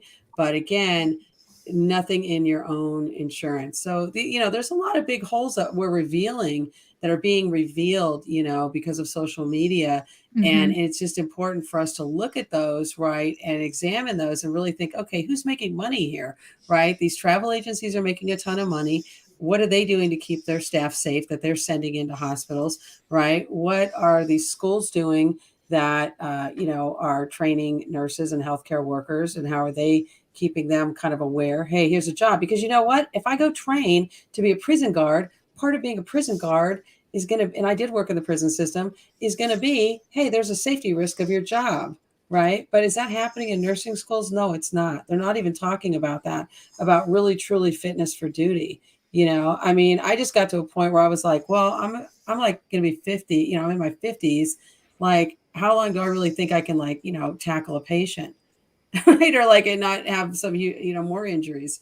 But this is something that is going to it's going to age people out faster out of healthcare. It's going to keep people who don't feel like they're physically fit, right, or capable of self-defense from going into healthcare. And we're talking transporters, CNAs, phlebotomists, respiratory therapists, radiology techs. And I speak about everybody. So anybody watching who's in healthcare, not a nurse, we are talking to all of you, really. We're speaking to all of you because all of you, everybody, every person on that team matters. Yeah. Hey, Liz, there's a comment I wanted to bring up because we talked about it last time. Noralia, timestamp 153. She said, how am I supposed to remember all of this? Maybe you can type up a doc in my free time with a list of all the stuff to bring up and check for interviews and contacts. And we had talked about that last time, putting together a list of things you need to do and ask on your interview, including about benefits, about safety and security. What were we talking about last time that we wanted to include in there? I don't know, something about benefits and all of that. Like the whole list of all the things that we'll do. Yep. And so our plan is to do a live just like this. I'm going to be gone in Florida this week. And then when we get back, maybe we can do it that week and have that. But this week on Friday, just so you're all aware, Scott's going to be having our normal get together, but on his channel. So go find it. Also, everyone that is here, your channels will be linked below. Maybe not tonight, but probably tomorrow when I have a Rachel who is here to help me because she has the documents with all that stuff. Also, Noralia, thanks for becoming a channel member. I appreciate you. I'm updating the names right now. And someone had asked, had said, let me see. I'll find it and I highlighted the comment. Oh, why is this happening? Please put this in perspective. Mama Jamma said, is it because it's worse now? Or are we just finding out about a long-term problem? I think people are over it. And for a long time, when I was a bedside nurse, we just didn't talk about it. You would not take to social media. I have had many physical assaults while I was a nurse, and I didn't think to go to social media about it. I was like, oh, this sucks. The first couple I reported, nothing ever came of it. And then I literally got tired of reporting it to the police and nothing happening. So I stopped. That's also a reality of a lot of things that happens is you see it happen over and over again and no one ever goes to prosecute it, or you get told oh, nothing will ever happen because they're sick. And it's going to get written off. And so you just stop. But I think really with the pandemic, people realized where hospitals' priorities were, and they are not with you as a healthcare worker. And they were like, well, I'm done covering for you, so I will be talking about this now. So I think it's always happened, but people are done. I think the pandemic had a lot to do with it on multiple angles, with the influx into travel nursing. Nurses were able to find their voice more readily because, for instance, being floated to a unit that, oh, well, here's 7 patients because they're med surge. No, I don't take 6 on my unit. I'm not taking 7 either. And they were like, oh, we can't get away with that. I'm a traveler. If you want me to go, I'll go. I'll find a new job next week. I don't care. Getting that voice, being able to actually advocate for yourself.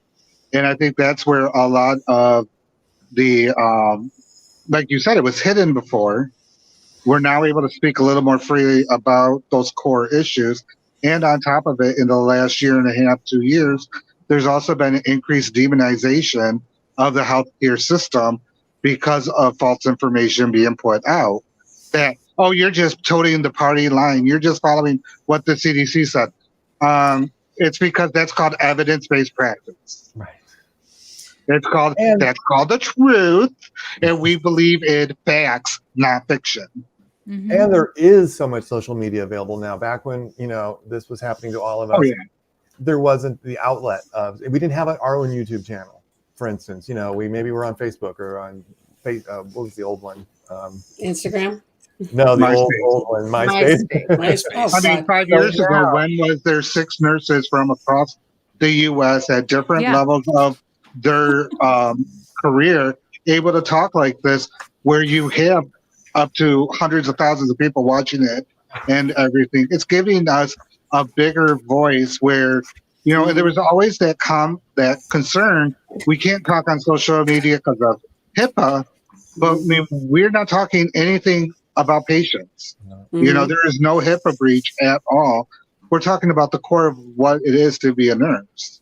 Right. And I think TikTok changed everything, right? I mean, but flat out, the Oh, it impulsivity, did. the immediacy, the short format, the immediate, Mhm. just all of it, that changed everything for so many of us. I mean, and it was a huge avenue for nurses and Oh, anybody who absolutely. wanted to talk about COVID or, obviously beyond nursing, but, a billion people are on TikTok. 1 out of 8 humans on the planet is on TikTok.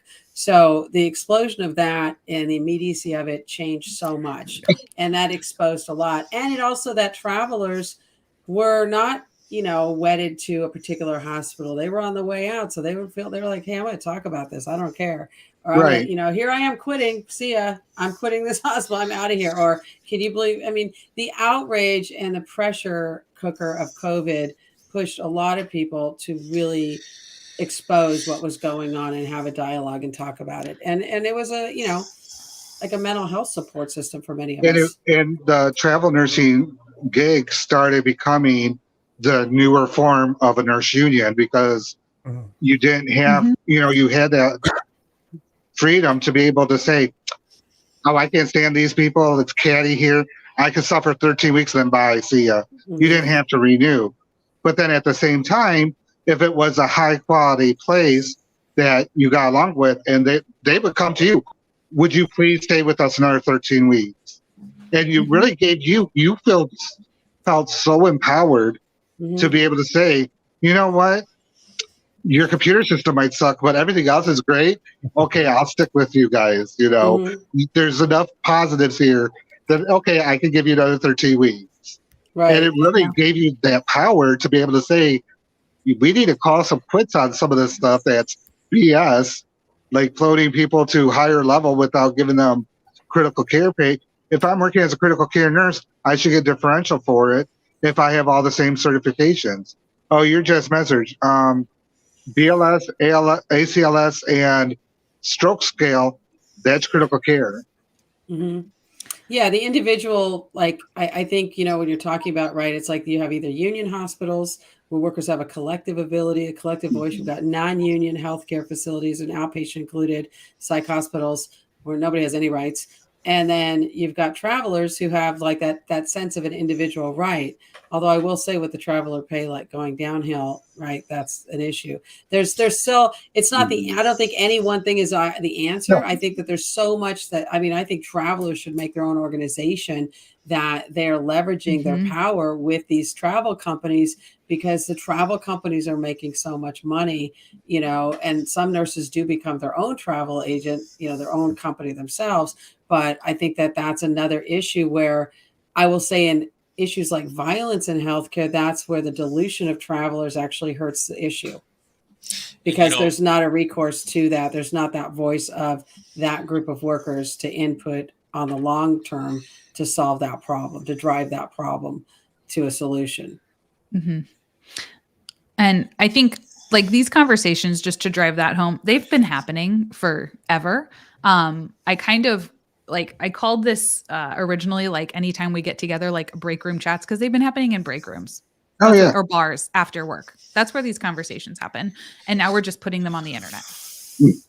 And, back to your comment a couple of minutes ago, Liz, in my 20 years of nursing, as I reflect, I have been physically abused, verbally assaulted, sexually groped, sexually cummed on to, however you want to say that, so on and so forth. And 15, 20 years ago, you just blew it off.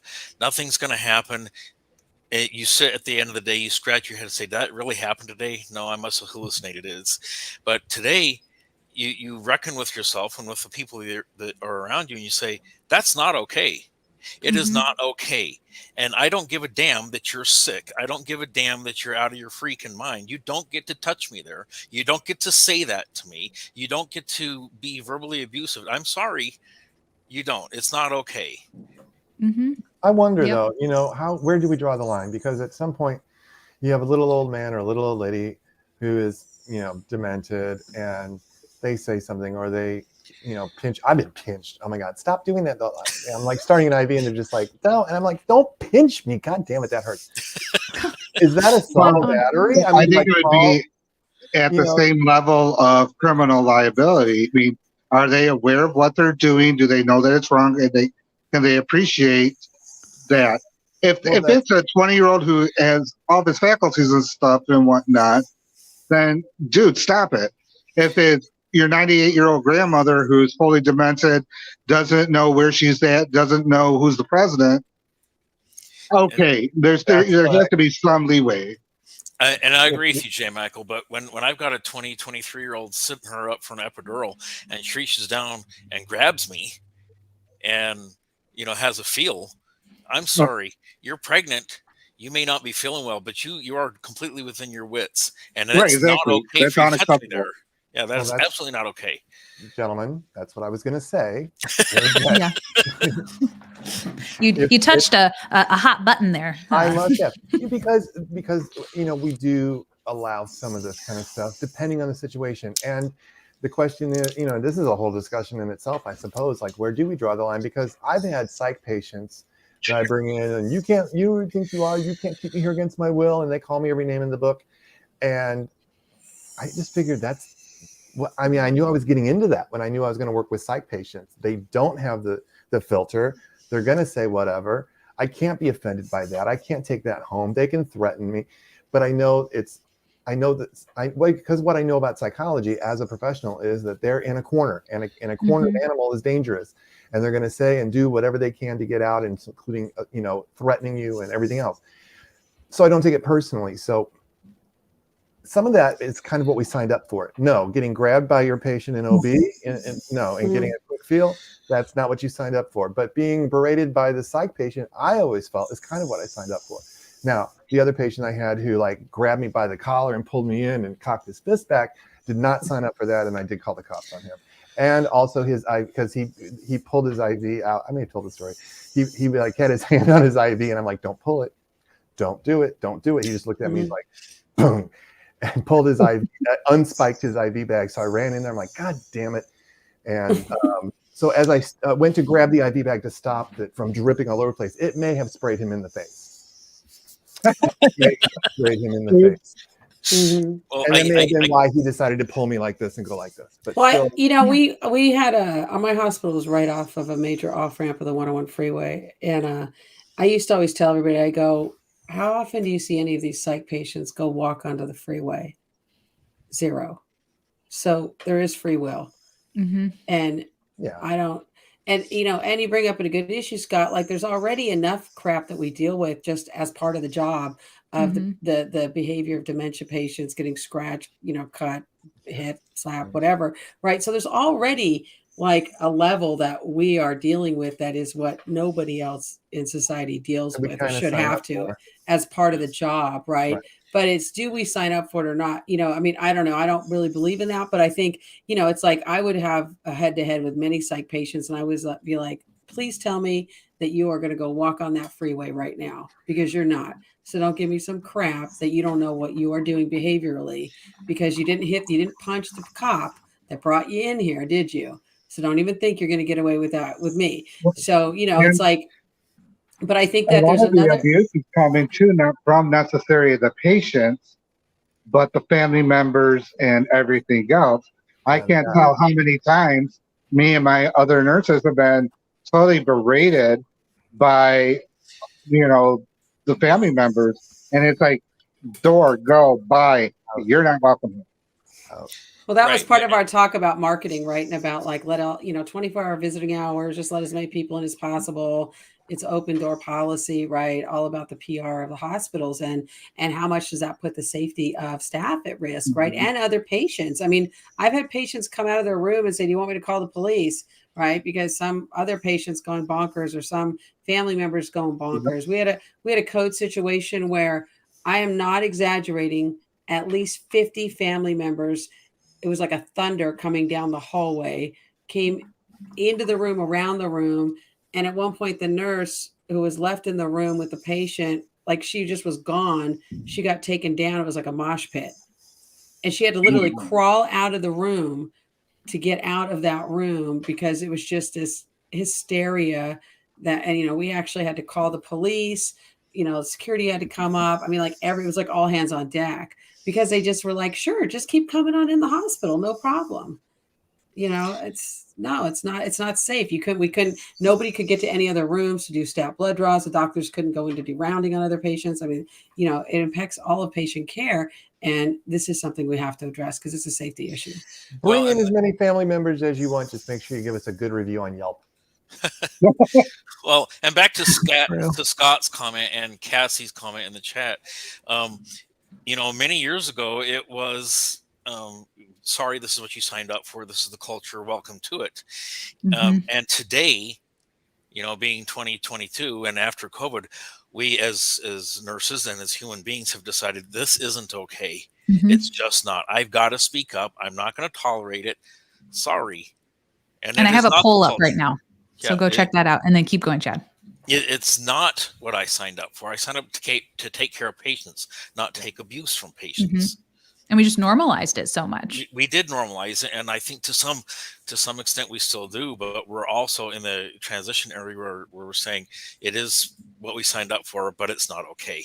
It's not okay. It depends on your practice area too. You don't expect that. Absolutely. In the ER, I knew I'm going to have gang members that got shot. I'm going to have psych patients who don't want to be there. So my tolerance level, is a little bit different than other parts of the hospital, or maybe even other ER nurses. I don't know. I mean, I'm kind of old school.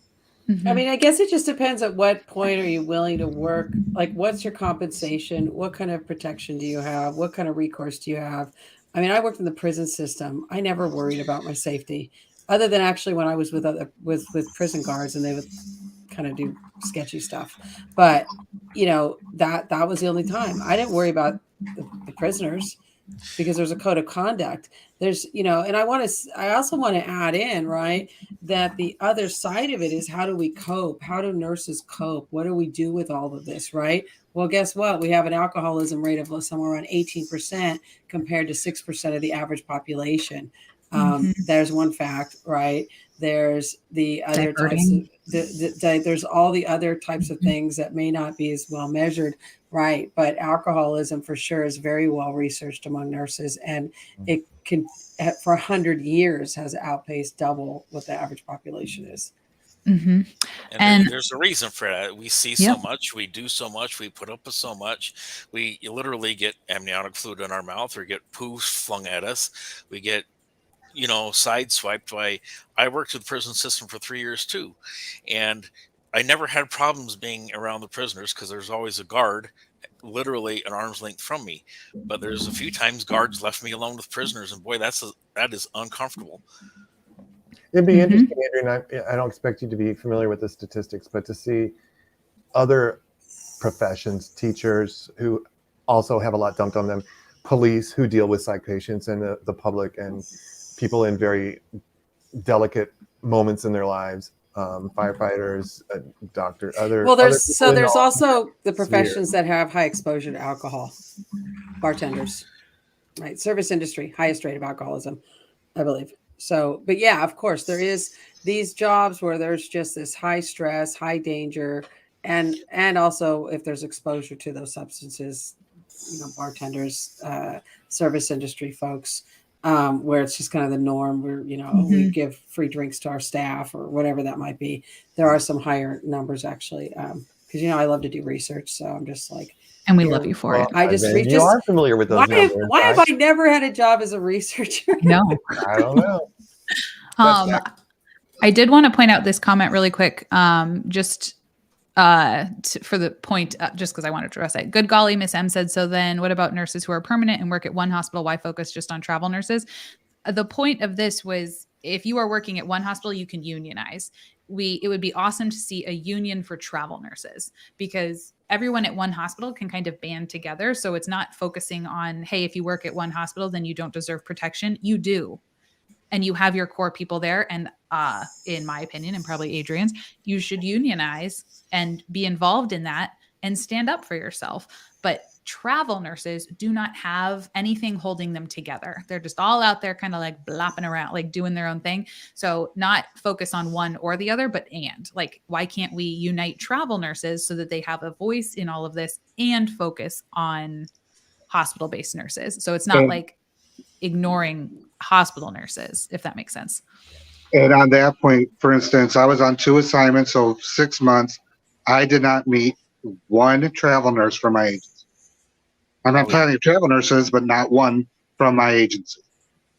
Yeah. Second off, the other thing that we need to address is the anti-union dogma that is put into nursing schools.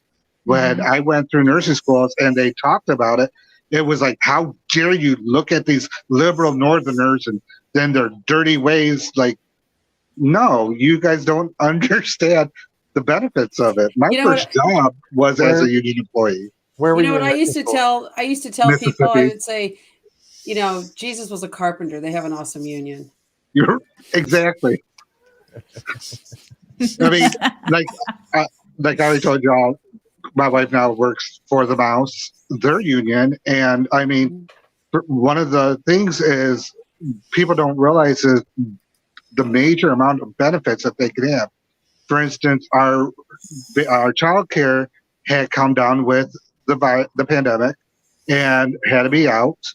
Well, one of the benefits is you can call this emergency phone number. Here comes Dial a Nanny, and it's a $10 copay. You can use them 15 times a year. How awesome was that my wife was able to go to work and everything. My daughter was taken care of when, pretty much a crisis occurred. That's awesome. If it wasn't for a union, that wouldn't have happened. Yeah, child care and healthcare, that's a whole other topic, because a lot of hospitals actually used to have child care centers, and many of them have gotten rid of them. Many hospitals used to have them. It's not safe. You're clearly right. We know. Oh, we had them at ours, but it was for one child, $2,100 a month, which was more than the $1,800 I paid for a month for my one. But so we offer it. We offer it. See, a lot of the old Catholic hospitals, the nuns actually used to do childcare. So that was a thing in the West with a lot of the Catholic hospitals. And then they eventually did away with it, or they had kind of a joint school program, education program for that childcare, whatever certificate that is. Well, there's also a nun shortage. So because priests have a pension, nuns don't. Nuns need a union. Nuns retire. They don't get anything. They go like the poorhouse. They go to the old nun's house. But so for the live chat, for people in the live, I mean, smash the like button, subscribe. But what are your experiences that you've had, right? And what has been the solutions? Has anybody seen solutions to these issues in your facilities? Or on the panel, like what have those solutions been? Whether there's been a preemptive event or not, or just kind of the low level, like daily, we're on the edge of violence here. I mean, some hospitals are right there in the inner city and have some built-in security measures because of location. But then there's those that are kind of, just the average hospital. Like, what have been your experiences and what are you guys doing to make some changes? I'd be really curious about that, because this issue of again, this is something the public, they just don't understand and maybe don't have a grasp on, is that this is part of, I think, a very large component of why people won't work in healthcare. Like for me, it's a huge component, that and staffing and safety. Again, injury is the number one reason, whether it's through a workplace injury or whether it's violence against me, that I will not go bedside again. Not ever. not ever in a hospital. Agreed. And I think go for it, Chad. I'm going to pull something up, and it kind of plays into what Adrian said. To somebody's comment earlier, it's not just nurses, it's firefighters, it's the police, it's the prison guards. To me, it's almost like all of society is done.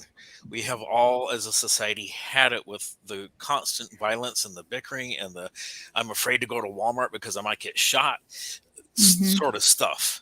We're all, I think as a people, we're so over it. And so we're starting to speak up now. Social media is here, Twitter's here, Instagram is here, YouTube's here, and we're calling it out. We're just calling all of it out. This is sad. It's Anya said, nursing student here. We're taught in school to expect abuse. In the first poll, 75% of people who worked in healthcare that voted had experienced like a physical assault, and 70% of people said that they do not feel it should be expected. Like, so only 30% of people said like they felt like some kind of abuse, probably verbal, is kind of like comes with the job. But that's really crappy that they're just teaching you that that's what it is. And speaking of Twitter, I think this whole narrative is incredibly toxic and adds to why we don't do anything about it. So this is the mayor of Dallas. When this happened, he said, "I'm praying tonight for the loved ones and the colleagues of the 2 nurses," which we know, like, that's how people I feel like deal with everything. Once again, thoughts and prayers. Who are violently and senselessly taken from us, except once again, we could have predicted this happened, as we've seen. "Our city loves our healthcare heroes, and our residents will be here for them as we grieve and seek swift justice, but you won't implement anything to actually change it. And by calling people healthcare heroes, now we're heroes again." When we were, I'm willing to bet that maybe if someone came into Dallas and wanted to start unions, he might have a different tone about the heroes aspect. However, you're heroes again, which implies that you're going into something and like, oh, better you than me, buddy. Like, you go in there and you save the world, when that's not for what you signed up for. I signed up to be a nurse so that I could help children recover from open heart surgery. That's it. I didn't go in to like get shot at. So stop calling people heroes, because that sets a tone that this is expected and that it's fine, because within that, you're going into like a war zone, which you're not. You're going to work, and you should come home from work. I'm a hero because I put up with your crap. Yeah. Well, in hero, you think of someone who's courageous. And what is courage? It is being afraid and doing it anyway. You should not be afraid to go to work. Right. Nope. And again, this is something, I put this in the comments, right? For anybody listening or watching this who doesn't work in healthcare, understand this. I can't control what happens out in public. I can't control what happens at Walmart or the grocery store or the mall, right? But there is a lot of control over a building and a campus of a hospital, a healthcare facility, a clinic, right? Even an office building, I would say. I mean, we know about the physicians who were killed, or a physician who was shot, right? There is a responsibility on the building owners of these large medical, offices. There's responsibility on these owners and operators of healthcare facilities and the board members to do something. Because they have the ability to mitigate the risk, and they are choosing not to because of greed and public relations and how they will be perceived and in the competitive marketplace. But it is really becoming a monopoly. It's not really becoming that competitive anymore. It's more or less a monopoly by just a few companies. So again, this is something that's really important. I want to stress. This is something solvable, but it's not solvable at the bottom. It's solvable at the top. But maybe those of us at the bottom, the workers, we need to really start organizing and do some demonstrations at the headquarters or at the board meetings of, these large facilities or whatever, their small facilities, or the board of supervisors. And we need to demand that their safety measures get put into place. Make noise about it. Mm-hmm. Well, and how much of it is that looking at things from a cost-benefit analysis, the cost of being seen to be the ogre for kicking people out, and then the benefit of, if something happens, we can play the victim. Right. And I think that's what they're looking at, that, it's easier for them to play the victim than it is to do what's right and stand up for their employees and those who are working in the field. Oh, and that's the most disgusting thing. Let me just point one thing out, and I can't think of an example. I will pull something up later. But when something happens to a healthcare worker and then the hospital turns that into a fundraising opportunity for their own gain is the most disgusting and despicable thing I have ever seen. You know, oh, we're going to start the scholarship to blah, blah, blah, or or they bring it into somehow into their fundraising materials. Somehow they sneak it in. That's disgusting. It is utterly disgusting. I was just wondering of these hospitals where employees were killed. Is the hospital out any money in any way? Does it cost them a dime to have someone killed on the job there? Because when you talk about cost benefit analysis, to install safety precautions and metal detectors and trained security guards, that costs money. But if we only lose a couple of employees a year and that doesn't cost us anything, then it probably gets their name out there more. On a strictly financial basis. Well, there's going to be civil suits, right? There'll be civil suits, right? Yeah, and but that may be costing less than hiring a dozen security guards for a year and training them and buying all the equipment. It's not I don't know. About, here's the thing. You don't think it is? It's about government money. Agencies, so that they're not, you can't sue them in a standard civil case because, like, where the hospitals I worked at in southern Mississippi, they were all government hospitals. Mm-hmm. Well, these are private, so that doesn't. So sometimes you can't sue, but there could be civil lawsuits, right? There could be other things. I mean, certainly the PR around this is bad, but there's the cost benefit analysis is not. It's hard to. So it's not actually dollar for dollar, right? Because let's look at another industry, policing. If we added up all the money that police departments have paid out and counties and cities have paid out in lawsuits, right? We put all that money, billions and billions of dollars together, right? We would say, why on earth would there be, why has nothing changed, right? So, because there's other factors. So if, a hospital puts out, maybe they're going to settle for $10 million, right, out of court for one of these staff members, they're going to settle for money because they're not going to go to trial because nothing goes to trial. Civil litigation, less than 10% of civil litigation even goes to trial anymore. Lawyers don't even know how to try cases anymore. Everything gets settled out of court because the court system is so backed up. So unless you go to arbitration, right, which is binding, and you can get an arbitrator to make a ruling, right, then you can actually have an arbitrator make a ruling to say, hey, you're going to pay out this money and you're also going to change things. Mm-hmm. So if it went to trial, I was just wondering out loud, Yeah, but civil, I mean, they could but again, it's like, but hospitals are looking at long-term, right? So they may say, hey, yeah, we just paid out $20 million over this lawsuit of, 5 people got shot in our ER, their staff, or it could be 5 people in the community, right? It doesn't even have to be staff, either one, right? But then their marketing plan is $100, $200 million, $300, $500 million expansion because they're going to go buy some other hospital system. You know what I'm saying? It's the lawsuit money comes out of a different fund. And guess what, you guys? Lawsuit money is a tax write-off. It is a tax write-off. So in the end, it may make more sense for them. Well, I don't know if it is now that you just said that.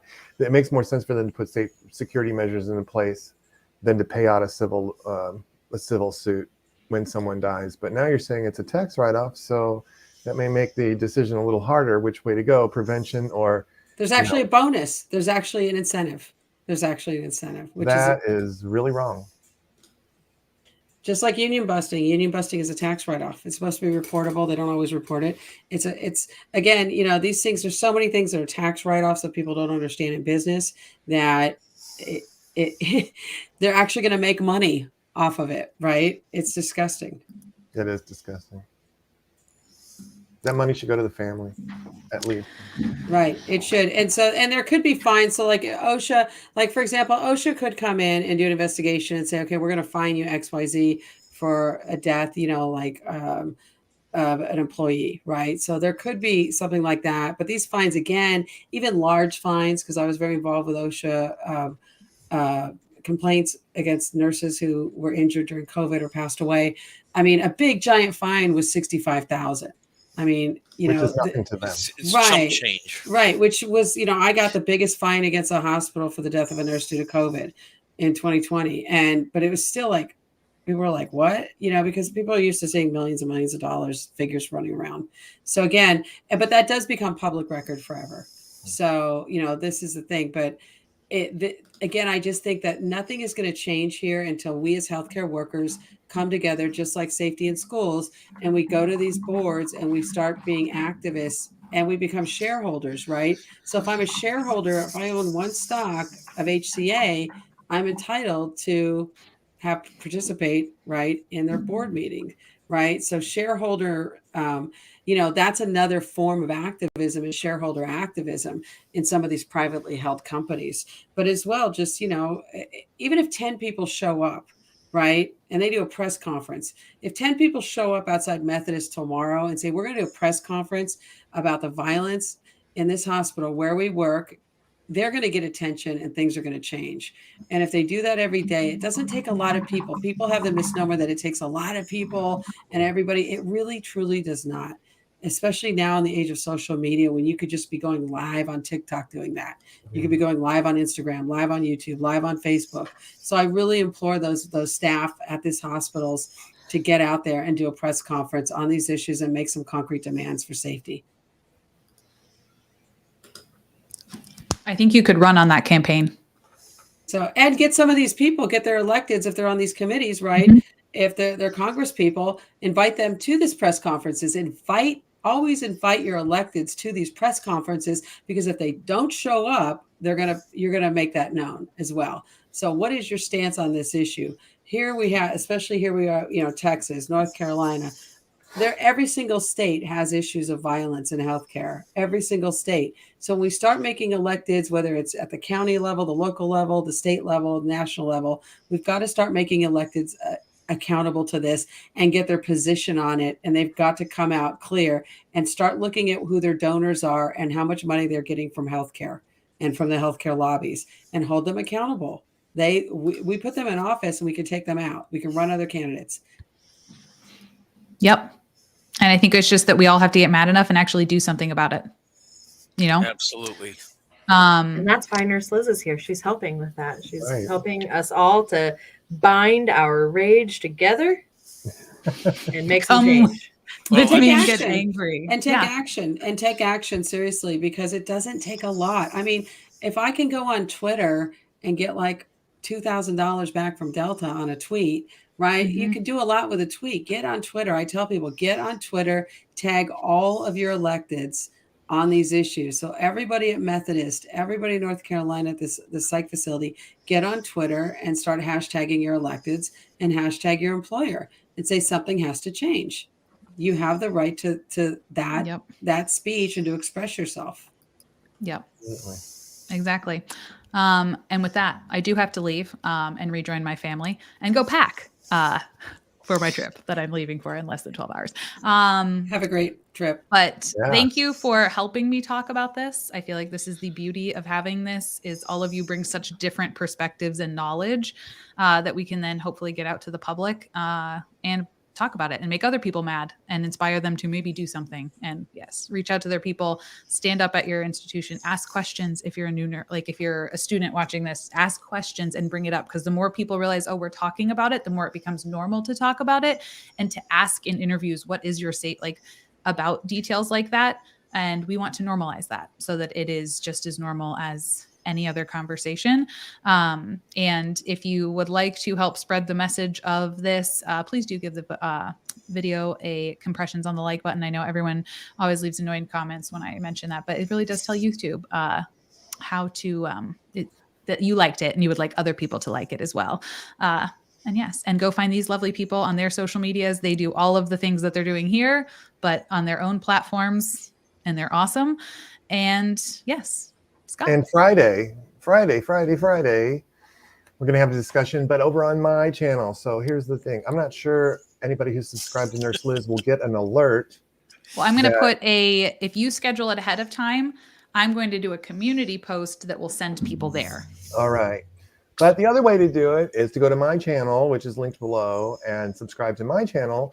And when I schedule the chat, you will get an alert that I've scheduled that chat. Hit the little ding dong bell. Yeah, the little ding dong bell. And And then if you can unsubscribe after Friday, I don't care.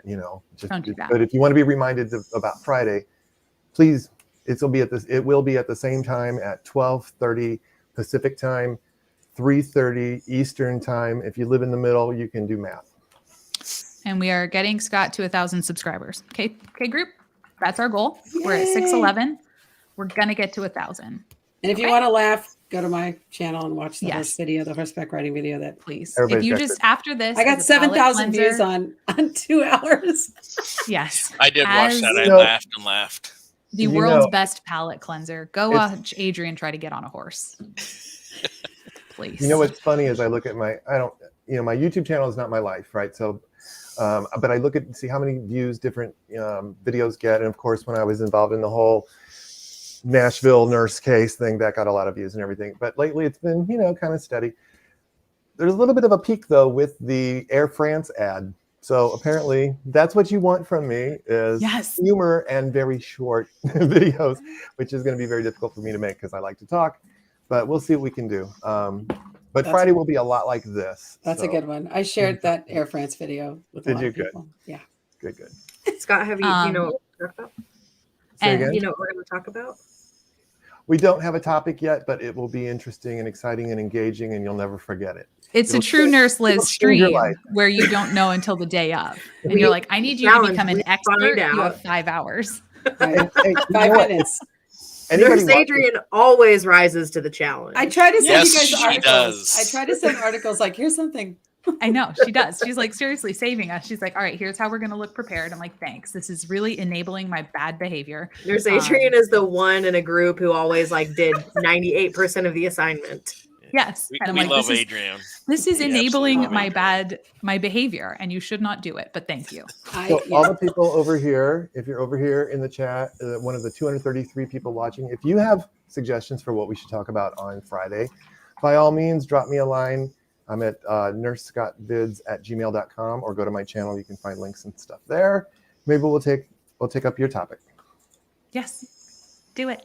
All right. YouTube is my life, so do like the video. I require that. And thanks for being here, friends. Do tell other people, get mad, and go write to people. Make the change. Be angry.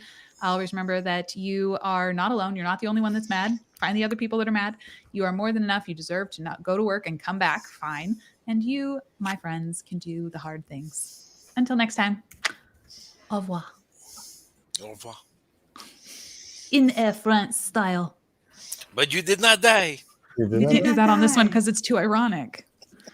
I'm like, oh no. Wah, Oh, wah. on that note.